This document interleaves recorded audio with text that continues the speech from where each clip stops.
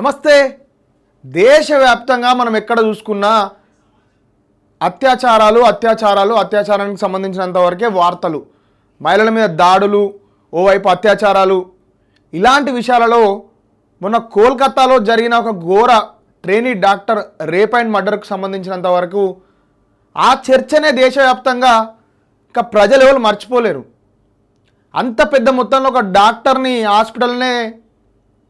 హాస్పిటల్లో పనిచేసే ఒక ప్రైవేటు సిబ్బంది రేప్ చేసి మర్డర్ చేసి చంపేసిండు.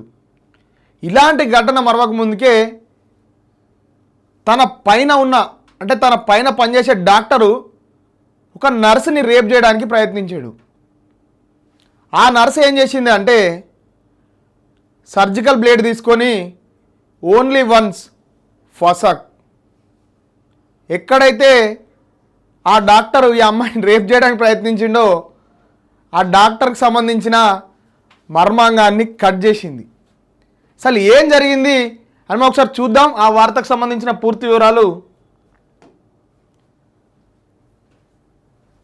సర్జికల్ బ్లేడ్తో మర్మాంగం కోసివేత. బీహార్లో జరిగింది ఈ ఘటన. కోల్కతా వైద్యురాలి అత్యాచారం ఘటన మరవక ముందే బీహార్లో ఓ ప్రైవేటు ఆసుపత్రిలో ఓ నర్సు పైన సామూహిక అత్యాచార యత్నం జరిగింది. ఓ వైద్యుడు తన 2 సహచరులతో కలిసి ఈ దారుణానికి పాల్పడగా నర్సు వైద్యుడి మర్మాంగాన్ని సర్జికల్ బ్లేడ్తో కట్ చేసేసింది. అనంతరం ఆమె పోలీసులకు సమాచారం ఇవ్వగా వెంటనే వారు అక్కడికి చేరుకొని 3 నిందితుల్ని అరెస్ట్ చేయడం జరిగింది. ప్రతి మహిళ కూడా తన మీద జరిగే దాడిని ఇదే విధంగా ప్రతిఘటించాలి.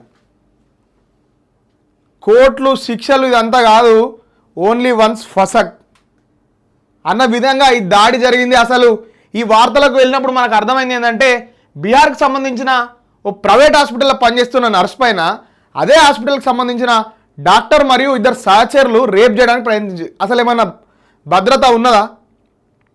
హాస్పిటల్లో తన పైన పనిచేసే సుపీరియర్ ఆఫీసరే ఈ విధంగా ఆమె మీద దాడి చేస్తే ఆమె ఎవరికి చెప్పుకుంటుంది? ఎన్నిసార్లు ఆమె మీద ఈ దాడికి ప్రయత్నం జరిగిందో చూసి ఆయనతో ఒకసారి మర్మంగానే కట్ చేసింది సర్జికల్ బ్లేడ్తో.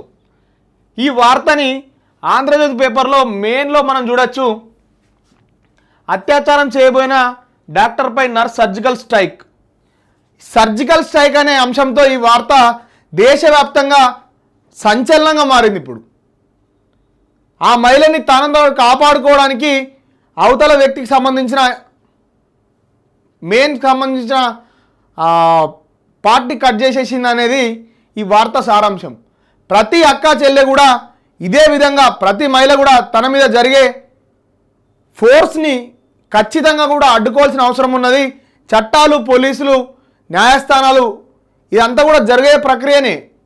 కానీ దాడి జరిగినప్పుడు లేకపోతే దాడి జరుగుతున్న సమయంలో ఆ మహిళ ఏ విధంగా స్పందించింది అనేది చాలా వరకు కూడా ప్రధానంగా మారుతుంది. ఇలాంటి సందర్భాలలోనే మహిళలు ధైర్యంగా ఉండి ముందటికి వచ్చి పోరాడాలి. వాళ్ళకి జరిగిన అన్యాయాలకు సంబంధించినంత వరకు కానీ, వాళ్ళకి సంబంధించిన ఇలాంటి లైంగిక దాడులు కానీ, వర్క్ ప్లేస్లలో జరుగుతున్న లైంగిక దాడులపైన ప్రతి మహిళ కూడా గొంతిప్పాలని, ప్రతి ఒక్క హ్యూమన్ రైట్స్ యాక్టివిస్టులు కానీ, మహిళా సంఘాల వాళ్ళు కానీ వీటి గురించి పెద్ద మొత్తంలో చర్చలు పెట్టడం ద్వారా సమాజంలో ఒక అవేర్నెస్ వస్తే మాత్రమే ఈ దాడులు అవుతాయి. కఠిన శిక్షలు, కోర్టులు ఇదంతా కూడా ఉండే ప్రాసెసే. కానీ అవగాహన మాత్రమే ఇవన్నిటిని కూడా అడ్డుకునే అవకాశం ఉంది. మరిన్ని కీలక అప్డేట్స్ కోసం చూస్తూనే ఉండండి మన తొలి వెలుగు.